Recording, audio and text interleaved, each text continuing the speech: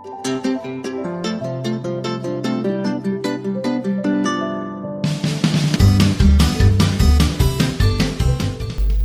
yes, we have our next topic, that is, could there be other ways to bring a change?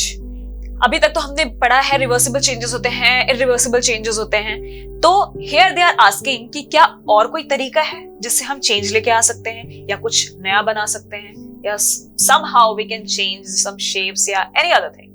So yes, there are many tools which are used to dig a soil. Soil dig करने के लिए हमें क्या क्या चाहिए होता है?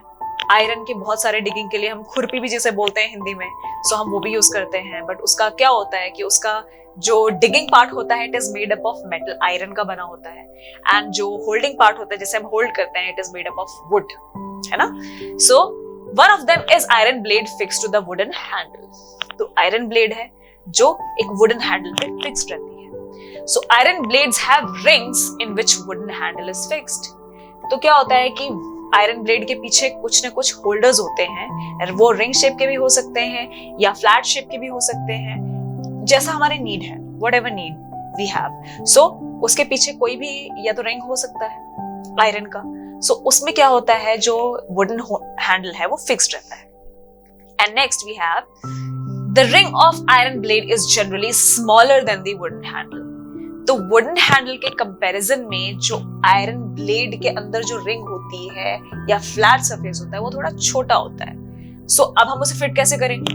How do we fit that wooden handle? किसके अंदर? आयरन ब्लेड के अंदर हमें फिट करना है. So ring is heated and hole expands. तो हम उस रिंग को, स्पेसिफिकली उस पार्ट को हम हीट करते हैं ताकि वो थोड़ा सा एक्सपैंड हो जाए. तो हीटिंग की वजह से क्या होता है, जो होल होता है जिसके अंदर हमें वुडन हैंडल फिट करना है वो थोड़ा सा एक्सपैंड कर जाता है, so that we can fit the wooden handle. So the handle then easily get fixed.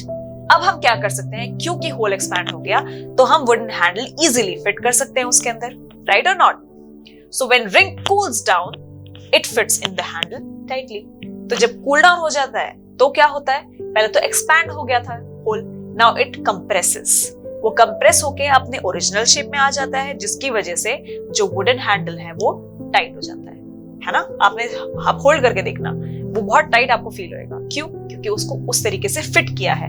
पहले हमने होल को क्या किया है, हीट किया है, जिसकी वजह से वो एक्सपैंड हो गया है, and then we have fitted the wooden handle. So this method is also used for fixing metal run on a wooden wheel.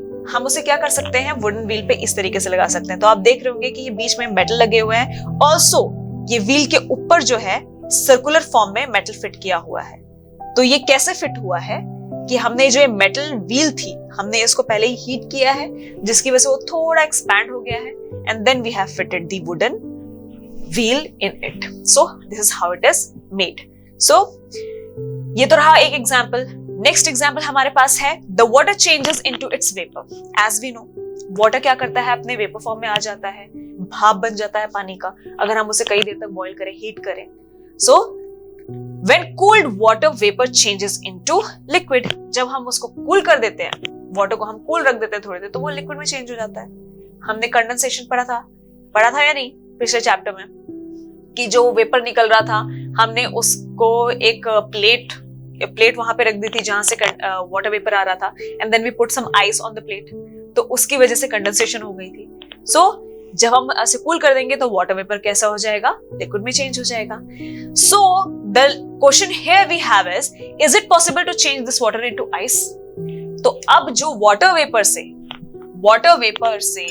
Liquid बना है, वाटर वेपर से लिक्विड कैसे बनता है, how it is converted into liquid, by which process?